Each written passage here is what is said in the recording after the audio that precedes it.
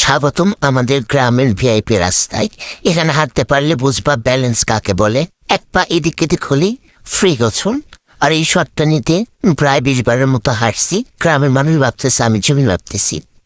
লাইফে শান্তি নাই ভাই, এই কারণে ভিডিও বানাই, এতে করে কমেন্ট অন্তত কেউ হাসে।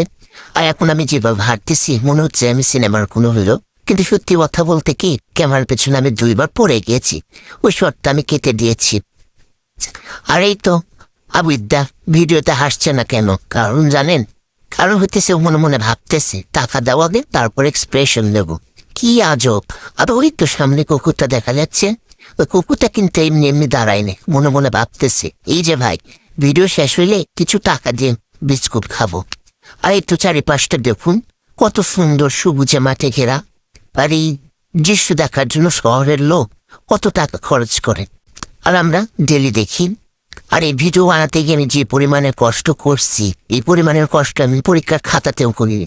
কি বলবো ভাই, আর কি রোদ উঠছে, রোদ তো বোঝা যাচ্ছে না। বিকেলে বেলা এই পরিমাণের রোদ আমার প্রায় চান্দি মান্দি গরম করে ফেলাই দিচ্ছে।